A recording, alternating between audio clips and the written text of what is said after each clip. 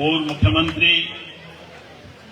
जिन्होंने उत्तराखंड के अंदर विकास की एक नई अवधारणा पैदा करते हुए आम जनमानस के अंदर एक ऐसा कराने का प्रयास किया कि जब हम लोग इस राज्य की मांग कर रहे थे, आज तो अभी तो उत्तराखंड राज्य दो, तो लोगों को ये महसूस होने लगा था कि हमने कोई गलती नहीं की। हर क्षेत्र में, हर विभाग में, हर वर्ग में उन्होंने जो कार्य किए, मैं समझता हूं कि उन कार्यों को आज भुला दिया गया है या उनको बंद कर दिया गया, जो दुखद है। आज इस मौके पर जिन्होंने इस कार्यक्रम को आयोजित किया, सम्मानित विधायक अनुपमा राउत जी, हम आपको बधाई देना चाहते हैं कि आप लोगों ने इस क्षेत्र की बहुत ही ज्वलंत समस्या की ओर लोगों को ध्यान आकर्षित करने के लिए यहां पर इकट्ठा भी किया और अपनी बात को राज्य सरकार को मनवाने के लिए, एक दबाव बनाने के लिए भी एक मकसद हासिल करने की दिशा में काम किया। आपको बधाई, धन्यवाद। इस क्षेत्र के जिला पंचायत के सदस्य भाई लहरी जी, आपका धन्यवाद। और शमशेर भंडारा जी, जो आज भी वैसे हैं जो पिछले 15-20 साल से थे, वो जो साथ के अंदर देखने को मिलता है, आपको धन्यवाद। यहाँ पर महावीर सिंह राउत जी हैं, उस्मानी जी, पाठक जी, त्यागी जी, बहुत विभिन्न क्षेत्रों से आए हैं। कोटद्वार से भी हमारे साथी विजय मेहरा यहाँ पर आए हैं और हयात सिंह मेहरा आए हैं, पूरनचंद शर्मा जी आए हैं। और ये कहीं न कहीं इस सड़क की टीस है, एक कष्ट है कि विगत 9 सालों से आखिर ये सड़क जस की तस क्यों। ये सवाल आपके जहन के अंदर होना चाहिए। इस सड़क को स्वीकृत करने के लिए किसी और ने नहीं, बल्कि ये शख्स जो यहाँ पर आपके बीच में बैठे हैं, इन्होंने 2015 में इस सड़क के लिए 706 लाख रुपए की स्वीकृति प्रदान की और इन्हीं की अध्यक्षता में जो स्टेट वाइल्ड लाइफ बोर्ड की बैठक होती है, जो मुख्यमंत्री जिसके अध्यक्ष होते हैं और जिसमें जो है नेशनल वाइल्ड लाइफ बोर्ड के लोग भी सम्मिलित होते हैं, पूरे देश और विदेश के लोग इस सड़क के उस मीटिंग में उपस्थित थे जिसमें ये पास किया गया आदरणीय हरीश रावत जी के नेतृत्व में कि सड़क का निर्माण होना बहुत आवश्यक है। भारत सरकार ने कहा कि इससे जो है डामरीकरण नहीं हो सकता, क्योंकि जंगली जानवर अगर चलते हैं, दौड़ते हैं तो उनको चोटिल होना होता है और वो घायल हो जाते हैं। तो उससे बचने के लिए एक नई विधिगत टेक्नोलॉजी को उन्होंने अप्रूव किया, स्वीकृति प्रदान की और आरबीआई 81 से इस मोटर मार्ग की स्वीकृति प्रदान कर दी गई। और साथ ही एक बंदिश और भारत सरकार ने लगाई थी कि इसमें कुछ हिस्से को एलिवेटेड रोड भी बनाया जाना चाहिए और एलिवेटेड रोड के लिए यानी फ्लाईओवर रोड जिसमें जानवर नीचे चले और सड़क ऊपर चले, उसके लिए भी 418 लाख रुपए की स्वीकृति जो है आदरणीय हरीश रावत जी ने अपने कार्यकाल में दी। दोनों ही चीजें, धनराशि उपलब्ध है, डीपीआर उपलब्ध है, लेकिन सड़क बंद है। ये दुर्भाग्य नहीं तो और क्या है। आप सब लोगों को मालूम है कि 2016 में दिसंबर के महीने में आपने स्वयं कोटद्वार में आकर इसका शिलान्यास का कार्यक्रम किया था। मैं आपको वो चित्र भी लाया हूँ, फोटो भी लाया हूँ कि यहाँ पर उन्होंने लालधाम जिलरथाल मोटर मार्ग का शिलान्यास किया था कोटद्वार में आकर और 706 लाख रुपए जिसकी स्वीकृति उन्होंने 2 माह पहले दे दी थी, अक्टूबर-नवंबर में उसकी घोषणा की थी कि ये मार्ग ठीक बनेगा आरबीआई की उनसे। और यही नहीं, इस मार्ग के ऊपर फ्लाईओवर भी बनेगा कुछ हिस्से में, ताकि जानवरों को कोई नुकसान न हो और गाड़ियां ऊपर से चलें और जानवर नीचे चलें। एक बहुत बड़ी जनसभा हुई थी, उसके मैं पेपर आपको देना चाहता हूं, जिसकी आप सूचना के रूप में आप उसको स्वीकार करेंगे और बहन अनुपमा जी को जरूर इनको देंगे ताकि वो अपने हाउस में इन बातों को कह सके। और बहुत भारी यहाँ पर लिखा है कि सीएम हरीश रावत ने किया मेडिकल कॉलेज और लालढांग साल मोटर मार्ग का शिलान्यास, ये मैं नहीं, समाचार पत्र में ये अब प्रश्न ये उठता है, जब पैसा स्वीकृत हो गया, निर्माण कार्य प्रारंभ हो गया, आपको यही बैरियर थे। आपको मैं बताना चाहता हूं कि अगर आपने बैरियर से लेके आगे 2-2.5 किलोमीटर तक देखा होगा, उसी दौरान इस पर काम हुआ। इसके बगल में एक नहर जाती है, उसमें करीब 9 या 10 फुट जो है आपकी दीवारें लगाई गई ताकि ये सीधे जो है मोटर मार्ग कोटद्वार की ओर बढ़ सके। ये परिकल्पना ही नहीं, उत्तराखंड के प्रति एक बहुत गंभीर और ईमानदार सोच थी, जिस सोच को धरातल पर उतारने के लिए हरीश रावत जी ने काम किया अपने मुख्यमंत्री कार्यकाल में। मैं उनको धन्यवाद करना चाहता हूं कि उन्होंने इस सोच को आगे बढ़ाते हुए, यही नहीं कि उत्तराखंड हमारा एक स्वाभिमान है, उत्तराखंड की ये दोनों मंडल जिनके लिए ये बहुत ही लाइफ लाइन के रूप में जानी जाएगी, और लाइफ लाइन है जिससे हमारा यहाँ जो कैपिटल है और उधर नैनीताल जो हाई कोर्ट है उसके बीच में बनने वाला मोटर मार्ग होगा। यही नहीं, जिम नेशनल पार्क और जो है रामनगर वाला हिस्सा इसको जोड़ने वाला था, और यहाँ पर मैं समझता हूँ जिस दिन ये मोटर मार्ग बन गया होता तो आज यहाँ पर लाखों लाख लोग रोजगार पाते। इसलिए पाते कि तमाम कंपनियां, जो बड़ी बड़ी कंपनियां होती हैं, वह अपने ऐसे इलाके में अपने स्टोर खोलते हैं, बड़े बड़े स्टोर खोलते हैं जहां पर उनको मध्यस्थ स्थान मिले और जहां पे आवागमन यातायात की उनको कोई दिक्कत न हो। उसके लिए उन्होंने यहां पर इस कार्यक्रम किया था। ये विजन था किसी और का नहीं, आदरणीय हरीश रावत जी का, क्योंकि ये माटी, ये पहाड़, ये हमारा उत्तराखंड अभी भी अभावग्रस्त है, खासतौर पर नौकरियों को लेकर। उनकी एक बहुत बड़ी सोच थी कि यहाँ पर इस मोटर मार्ग बनने से जो है रोजगार भी मिलेगा, और यहाँ के लोगों के लिए जो ग्रोथ सेंटर, जब तत्कालीन सरकार कांग्रेस की हमारी थी 1980 और 85 और 90 के बीच में, तो हम लोगों ने कोटद्वार में एक ग्रोथ सेंटर स्वीकृत किया था। उसमें लगभग 15,000 लोग काम कर रहे थे 2002 से लेकर 2007 के बीच में। जैसे सरकार बदलती है वो जो है बंद होने की कगार पर है। हमने 2012 से लेकर 2017 के बीच में जब आपके नेतृत्व में काम किया तो फिर 15,000 लोगों को रोजगार वहां पर मिला। और यही नहीं, उसके विस्तार के लिए 34 एकड़ जमीन और उपलब्ध कराई ताकि वहां पर 50,000 लोगों की गारंटी मिल जाए। ये सोच होनी चाहिए इंसान की। पदों पर बैठकर सिर्फ और सिर्फ फोटो खिंचाकर काम नहीं होता, बल्कि यथार्थ रूप में धरातल पर काम करने की आवश्यकता होती है। लेकिन ये दुर्भाग्य है कि शायद हम लोग हीरे को नहीं पहचान पाए और आज हम मुश्किलात हालात में हैं। हम एक प्रश्न आपसे करना चाहते हैं, विनम्रता से करना चाहते हैं, इसमें और दलों के लोग भी हो सकते हैं या और दलों के लोग भी इस बात को सुन सकते हैं। क्या 2017 से लेके आज 2025 हो गया, इन 9 सालों के अंदर कोई काम आपके क्षेत्र में हुआ है? कोई बड़ा काम हुआ है?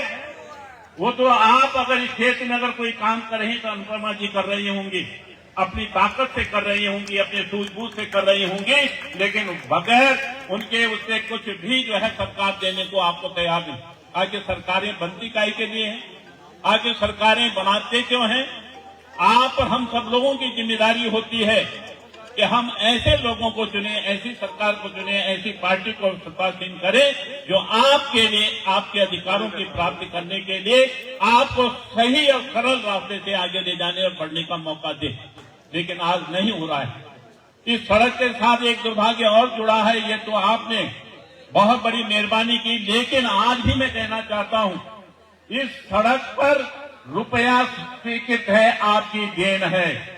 706 लाख रुपए और 418 लाख रुपए जो धनराशि एलिवेटेड रोड यानी फ्लाईओवर की, वो धनराशि स्वीकृत है और जंग खा रही है आज जो है तेजनी में, यानी कि आपके जो है राज्य सरकार के अधीन है। हमारा एक प्रश्न है, क्या वो नहीं चाहते हैं क्योंकि उन्होंने तो काम करना सीखा ही नहीं?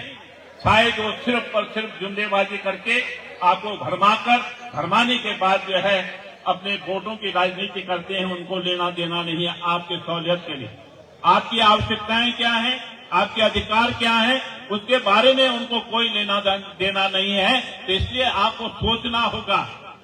और यहाँ पर ये भी कहना चाहता हूं, मैं बीच में अभी कुछ और बोलूंगा क्योंकि मैं पिछले थोड़ा सा पीछे भी ले जाऊंगा इस सड़क के बारे में, लेकिन मैं अगर अनुपमा जी एक अनुमति दें और आदरणीय हमारे हरीश राव जी पूर्व मुख्यमंत्री और आप सब लोग अगर एक अनुमति दें तो मैं एक सुझाव आपके सामने रखना चाहता हूं।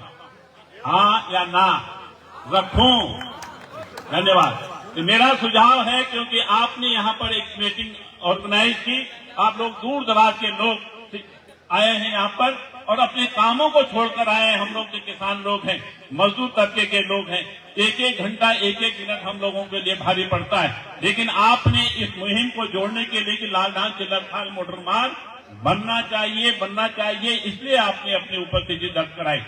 आज एक प्रस्ताव पारित करवाना चाहता हूं मैं मैडम से और आदरणीय हरीश राव जी के सम्मुख एक प्रस्ताव लाना चाहता हूं आपके सामने कि एक शिष्टमंडल चाहे 5 लोगों का हो, 10 लोगों का हो, इस क्षेत्र की विधायिका हमारी अनुपमा राउत और हमारे जो राउत जी के संरक्षण में एक शिष्टमंडल जो है मुख्यमंत्री को मिले कि हमारे इस रोड पे जो स्टे लगा है, जो रोक लगी है सुप्रीम कोर्ट में पिछले 7 साल से जहां पर केस था, आज भी वहीं पर है। काश कि अगर 2017-18 में सरकार नहीं बदलती, आज इस पर दौड़ती गाड़ियां, आज यहाँ पर रोजगार भी मिलता, शेड्यूल भी चलता और तमाम लोगों की आजीविका से इसको जोड़ना जाता और आज जो मार्केट की हालत यहाँ पर है वो आगे नहीं होती बल्कि वो विकसित होती। तो इन चीजों के लिए मेरा ये कहना है कि इसके लिए इसमें एक संकल्प के रूप में, एक प्रस्ताव के रूप में एक पारित करें कि एक शिष्टमंडल आप लोग यहीं पर जब तक ये बैठक चले उसी बीच में लोगों की सहमति ले लें। कौन कौन जाना चाहता है? 11 लोगों की, 5 लोगों की, 15 लोगों की। और नेतृत्व तो जरूर जो है क्षेत्र की विधायक करे, लेकिन संरक्षण हमारा जो है हरीश राव जी करे, तो निश्चित रूप से हम लोग जरूर इस काम को करेंगे और इससे फल मिलेगा। क्योंकि मैं भी रहूंगा। आपने मुझे बुलाया तो मैं चलाया, उस दिन भी आऊंगा जब आप कहेंगे। सूचना समय पे मिलेगी तो निश्चित जाएंगे, लेकिन हमारा काम होना चाहिए जो सो रहे हैं उनको जगाना, और जगाएंगे नहीं तो यही स्थिति होगी 7 साल से जो मामले जहां पर पड़े। मैं एक किस्सा और सुनाना चाहता हूं। क्या आप जानते हैं कि 2002 में सरकार कैसे बनी थी? आपको शायद हम लोगों की स्मृतियां, मेमोरी बहुत कमजोर हो जाती है। 2002 में अगर किसी व्यक्ति को इंडिविजुअल और व्यक्तिगत रूप से अगर ये बताया जाए कि उनकी वजह से बना है तो ये हरीश राव जी थे, क्योंकि उससे पहले वो इस क्षेत्र के उत्तराखंड कांग्रेस के अध्यक्ष थे और उनकी मशक्कत थी जिसकी वजह से हमको 36 का आंकड़ा पार करने का मौका मिला।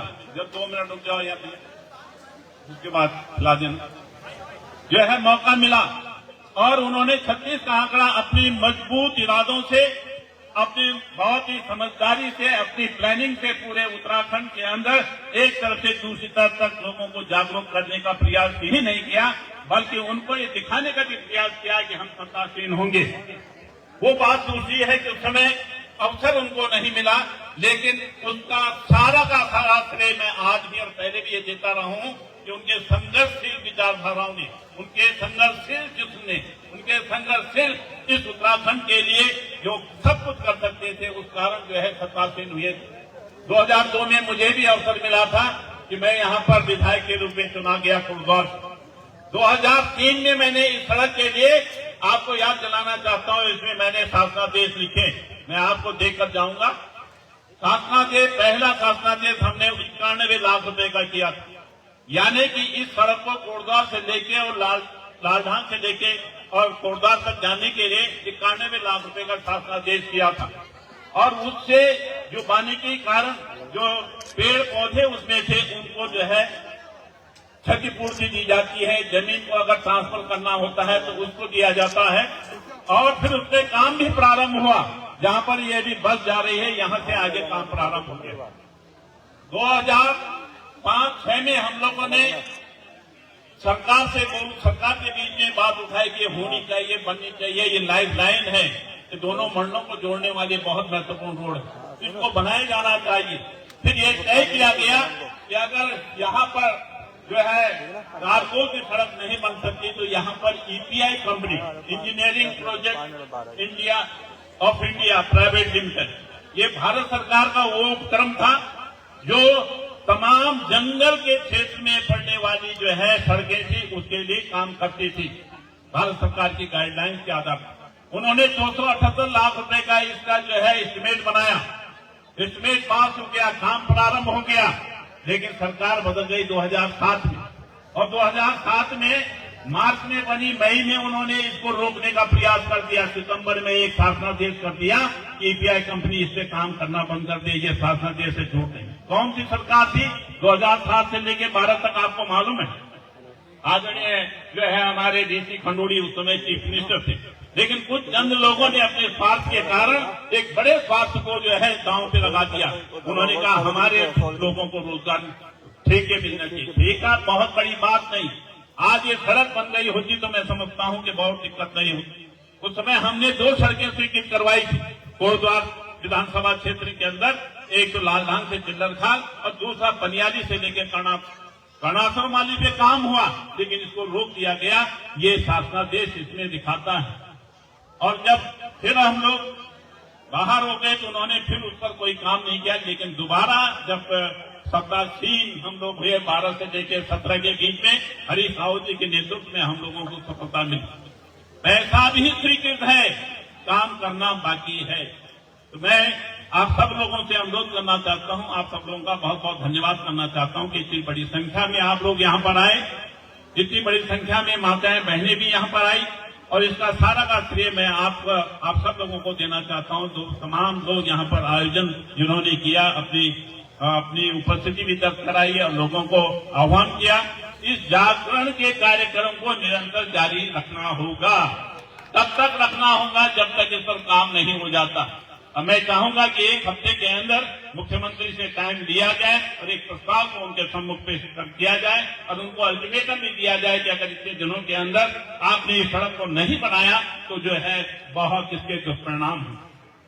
मैं इतना एक शब्द और कहना चाहता हूं, जो 706 लाख रुपए आपने स्वीकृत किया था वो आरबीआई 81 से, जब सरकार बदल गई 2017 में तो उन्होंने उस आरबीआई 81 को दरकिनार कर दिया।